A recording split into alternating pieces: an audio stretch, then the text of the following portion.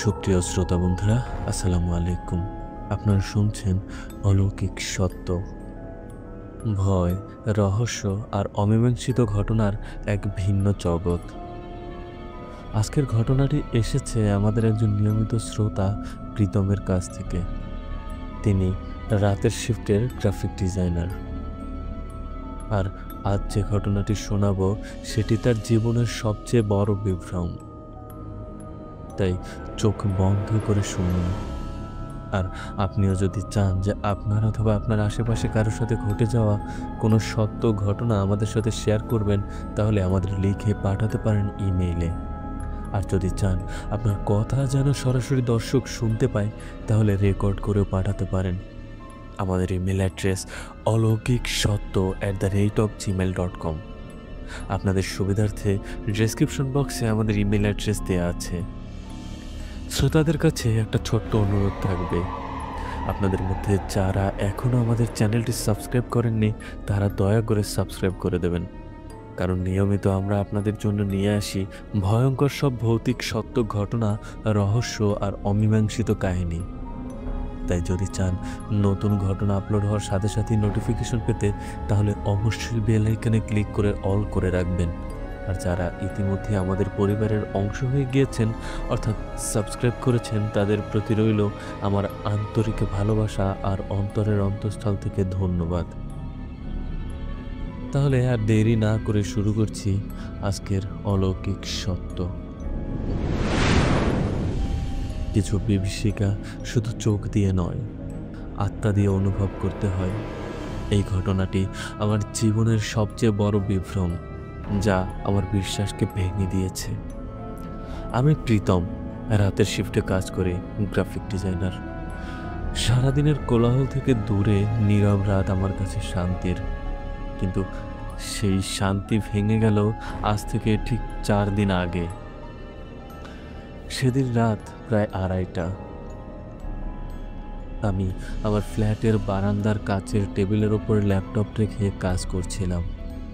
আকাশ সেদিন মেঘলা, তবে পূর্ণিমার আবছা আলো ছিল। হঠাৎ ল্যাপটপের উজ্জ্বল স্ক্রিনে আমার মনোযোগ ভেঙে গেল। স্ক্রিনের মসৃণ কালো কাচের মতো অংশে আমি একটা ছায়া দেখলাম।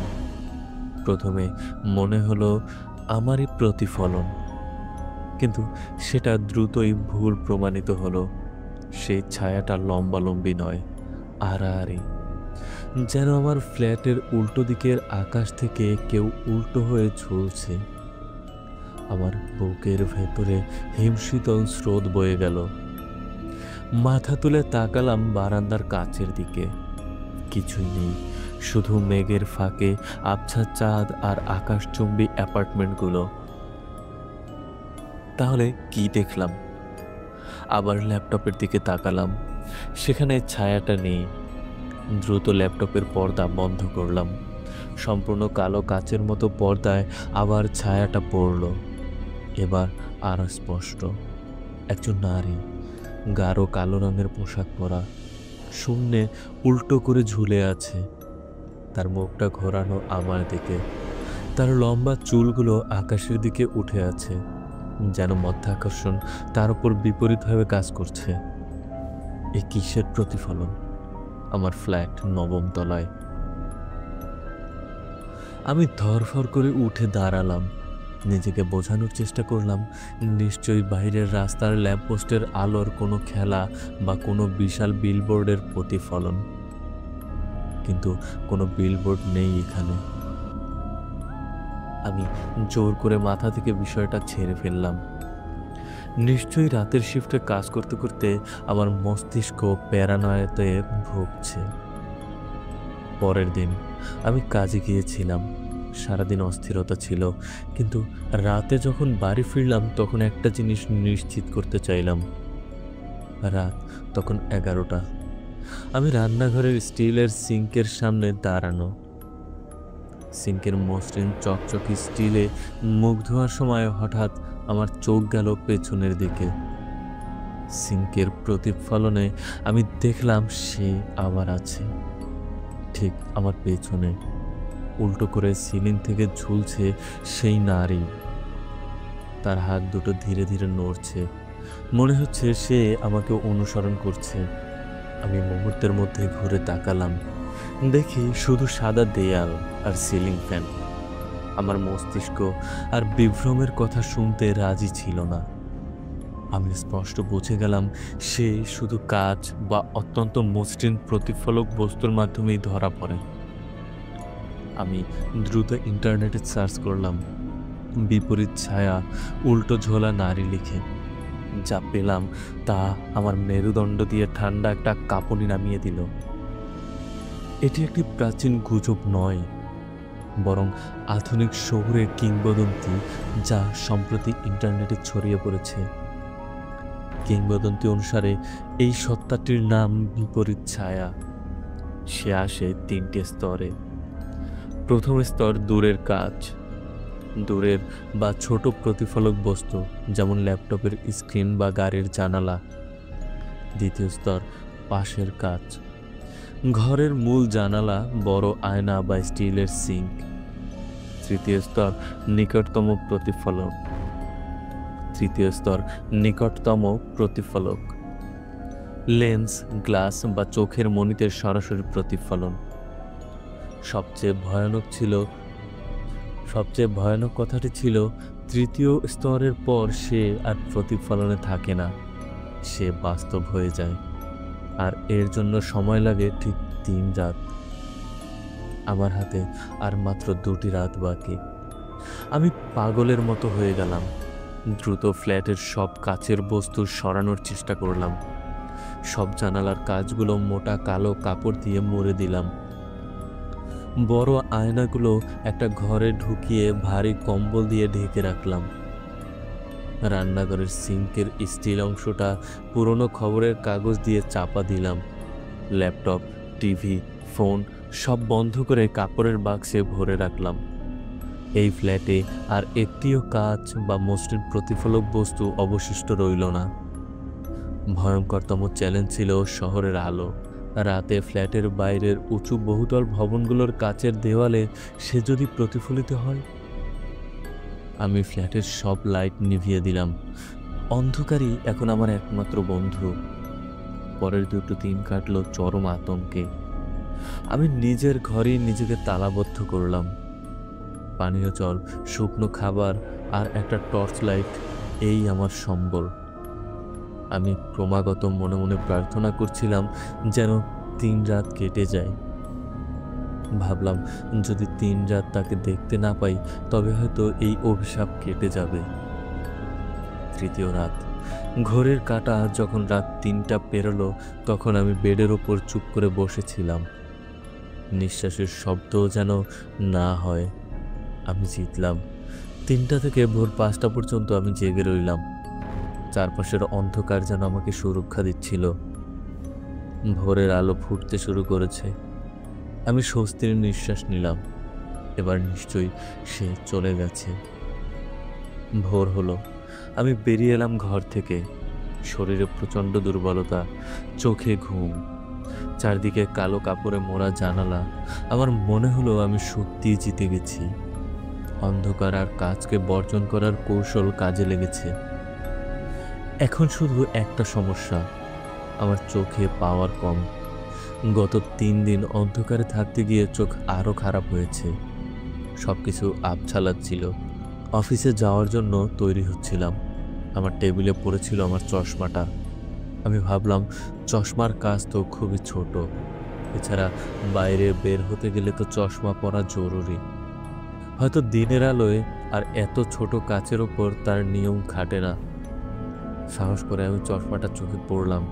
চশমাটা চোখে পড়তেই আমার মস্তিষ্ক আবার শূন্য হয়ে গেল। তৃতীয় স্তর, সে এখানে আমার ঘরের মধ্যে। সে কোনো প্রতিফলনে নয়, সে আমার ঠিক সামনে, মেঝে থেকে উল্টো হয়ে সিলিংয়ের দিকে মুখ করে ভাসছে। আর তার চোখ দুটো যা এতদিন ছায়া ছিল এখন রক্তবর্ণ, শীতল দৃষ্টিতে সরাসরি আমার দিকে তাকানো। আমার চশমার কাচের লেন্স ভেদ করে সে তার বাস্তব রূপ দেখিয়েছে। সে হাসলো, একটা বীভৎস চাপা হাসি, যা কানে নয় আমার অস্থির হৃদয়ে গিয়ে পৌঁছালো।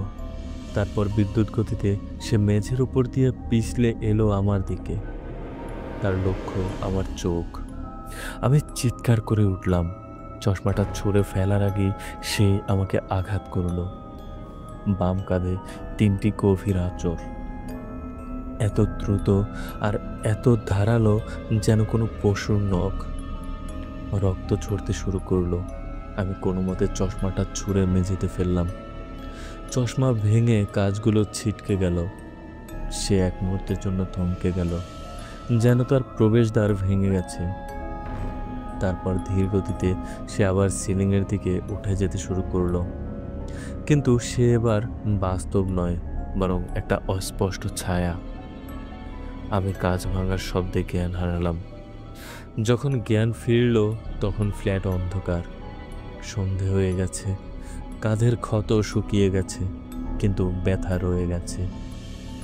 আমার হাতে এখন শুধু একটি তথ্য: বিপরীত ছায়াকে কাচের মাধ্যমেই দেখা যায়, আবার কাঁচ দিয়েই তাকে প্রতিহত করা হয়। আমি ভাঙা চশমার একটা কাচের টুকরো তুলে নিলাম। সেটি তীক্ষ্ণ, ধারালো। আমি উঠে দাঁড়ালাম। সব কালো কাপড় সরিয়ে দিলাম জানালা থেকে। ফোনটা বাক্স থেকে বের করলাম। এবার আর লুকোবো না, কারণ আমি জানি সে আমাকে খুঁজবে এবং সে আসবে। কিন্তু এবার আমি তৈরি। আমি ফোনের স্ক্রিনটা অন করলাম। স্ক্রিনের প্রতিফলনে আমি তাকে দেখলাম। উল্টো হয়ে বাইরের আকাশ থেকে আমার দিকে তাকিয়ে সে হাসছে। কিন্তু এবার আমি আর ভয় পেলাম না। আমি ফোনের স্ক্রিনটাকে কাচের ধারালো অংশ দিয়ে সজোরে আঘাত করলাম। স্ক্রিনটা ভেঙে গেল, কাচ চুরমার হয়ে গেল। ফোনের ভেতরের ইলেকট্রনিক্স দেখা গেল। আর উল্টো দিকের সেই ছায়াটা, সেটি এক তীব্র আর্তনাদ করে অন্ধকারে মিলিয়ে গেল। আমি জানি এটা সাময়িক। আমি তাকে আঘাত করেছি, তার প্রবেশদ্বার ভেঙে দিয়েছি, কিন্তু সে আবার ফিরে আসবে। কারণ এই শহরে কাচের অভাব নেই, প্রতিফলক বস্তুরও অভাব নেই। এখন আমি কাচের সেই টুকরোটা হাতে নিয়ে বসে আছি। আমি জেনে গেছি তার নিয়ম। আমি এই শহর ছাড়ব না, কারণ পালালেও সে কাচের মাধ্যমেই আমাকে খুঁজবে। কিন্তু এখন থেকে আমি কাচকে ভয় পাবো না। আমি কাচকে ব্যবহার করব। যদি কোনোদিন আমি ইন্টারনেটে আর কোনো পোস্ট না করি, তবে বুঝবে সে জিতে গেছে। আর যদি করি, তবে জানতে পারবে বিপরীত ছায়াকে তার নিজের নিয়মে আটকে রাখা হয়েছে। শ্রোতা বন্ধুরা, প্রীতমের এই ঘটনা আমাদের জানালো যে ভয় শুধু অন্ধকারে থাকে না, কখনো কখনো তা প্রতিফলনে বাস করে। এই ঘটনা সত্য নাকি কাল্পনিক বিচার করাটা আপনার উপর, কিন্তু সাবধানতার ঝুঁকি তো কমাতে পারি। আপনি যদি রাতের একাকিত্বে কাজ করেন, গ্লাস বা প্রতিফলক বস্তু সম্পর্কে একটু সচেতন হন, ঠিক যেমন প্রীতম সতর্ক হয়েছে। আর হ্যাঁ, প্রতিফলক বস্তুকে ভেঙে বা নিশ্চিহ্ন করে নেওয়া সবসময় সঠিক উপায় নয়। নিরাপত্তা ও সহায়তা প্রাপ্তি সবচেয়ে গুরুত্বপূর্ণ।